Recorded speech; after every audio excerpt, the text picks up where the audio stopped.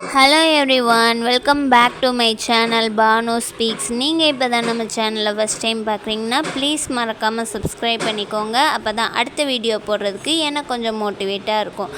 இப்போ வாங்க வீடியோக்குள்ளே போகலாம்.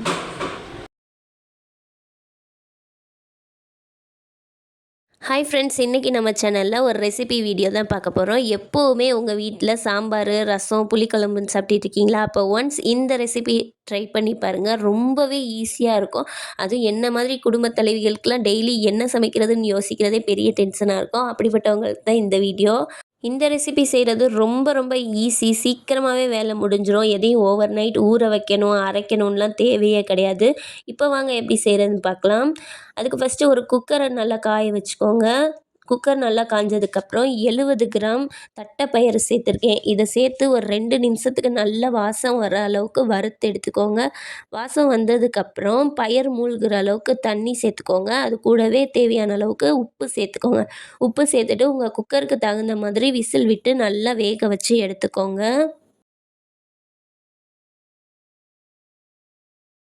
இப்போது பக்கத்துலேயே இன்னொரு வானலை காய வச்சுக்கோங்க. அந்த பாத்திரம் நல்லா காஞ்சதுக்கப்புறம் 2 ஸ்பூன் எண்ணெய் சேர்த்துக்கோங்க. நான் இன்றைக்கி தேங்காய் எண்ணெய் தான் சேர்த்துருக்கேன். எண்ணெய் நல்லா காஞ்சதுக்கப்புறம் 1/2 ஸ்பூன் கடுகு, 1/4 ஸ்பூன் வெந்தயம் சேர்த்துக்கோங்க. கடுகும் வெந்தயமும் நல்லா பொரிய ஆரம்பித்ததுக்கப்புறம் 2 மீடியம் சைஸ் வெங்காயத்தை கட் பண்ணி சேர்த்துக்கோங்க. அது கூடவே 2 கொத்து கருவேப்பிலையும் சேர்த்து வெங்காயம் கண்ணாடி பதம் வர அளவுக்கு வேக வச்சு எடுத்துக்கோங்க. வெங்காயம் நல்லா வெந்து வந்ததுக்கப்புறம் சின்ன சைஸ் தக்காளியாக 2 தக்காளி சேர்த்துக்கோங்க. தக்காளி நல்லா வெந்து வர்றதுக்காக கொஞ்சமாக உப்பு சேர்த்து நல்லா வதக்கி விட்டுக்கோங்க. இந்த தக்காளி நல்லா மசிஞ்சு வெந்து வரணும்.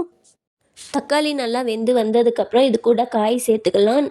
நீங்கள் கத்திரிக்காய், மாங்காய், முருங்கைக்காய் இல்லை உருளைக்கிழங்கு இந்த மாதிரி காய்கறிகள் சேர்த்துக்கோங்க. என்கிட்ட இன்றைக்கி கத்திரிக்காய் தான் இருக்குது அப்படின்றனால நான் கத்திரிக்காய் சேர்த்துக்கிறேன். ஆனால் கண்டிப்பாக முருங்கைக்காய் கிடச்சிச்சின்னா சேர்த்துக்கோங்க.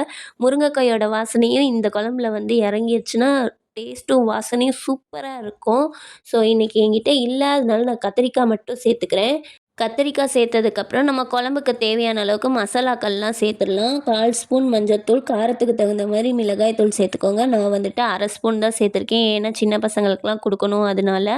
அதுக்கப்புறம் உங்கள் திக்னஸ்க்கு தகுந்த மாதிரி வீட்டில் அரைச்ச குழம்பு மிளகாய் தூள் இருக்கும் இல்லையா, அது சேர்த்துக்கோங்க. நான் 2 ஸ்பூன் சேர்த்து நல்லா கத்திரிக்காயோட ஒரு 2 தடவை கலந்து விட்டுட்டு கொஞ்சமாக தண்ணி ஊற்றி கொஞ்சம் உப்பு செக் பண்ணிவிட்டு நம்ம வேக வச்சு எடுத்துக்கணும் ஒரு 5 நிமிஷத்துக்கு மட்டும். ஏன்னா தண்ணியும் உப்பும் அதிகமாக சேர்த்துறாதீங்க. ஏன்னா நம்ம பயறு வேக வச்சுருக்கோம் இல்லையா, அந்த தண்ணியோட தான் நம்ம இந்த குழம்புல சேர்த்துக்க போகிறோம். அது மட்டும் இல்லாமல் பயறு வேக வைக்கும்போது உப்பும் சேர்த்துருந்தோம். அதை மறந்துட்டு நீங்கள் உப்பு நிறைய சேர்த்துறாதீங்க. அதை பார்த்து சேர்த்துக்கோங்க. இப்போ 5 நிமிஷத்துக்கு நல்லா இந்த கத்திரிக்காய் நல்லா வெந்து வந்துடுச்சு. இதுக்கப்புறமா நம்ம வேக வச்சுருந்த அந்த பயறையும் இது கூட சேர்த்துக்கலாம். இது கூட சேர்த்துட்டு ஒன்ஸ் கலந்து விட்டுக்கோங்க. இதுக்கப்புறமா தண்ணி பத்தலை அப்படின்னா உங்களுக்கு தண்ணி தேவைப்பட்டால் சேர்த்துக்கோங்க. எனக்கு இந்த தண்ணியே கரெக்டாக தான் இருந்துச்சு. அதனால அப்படியே விட்டுறேன். இது கூடவே ஒரு சின்ன லெமன் அளவுக்கு புளியை நல்லா ஊற வச்சு கரைச்சி அந்த புளி தண்ணியை மட்டும் சேர்த்துக்கோங்க. இப்போ இந்த பயறு சேர்த்ததுக்கப்புறம் ஒரு 5 நிமிஷத்துக்கு நம்ம வேக வைக்க போகிறோம். அப்போ தான் அந்த பயறுக்குள்ளேயும் நம்ம சேர்த்துருக்கக்கூடிய மசாலா அப்புறம் அந்த புளிப்பு எல்லாமே இறங்கி வரும்.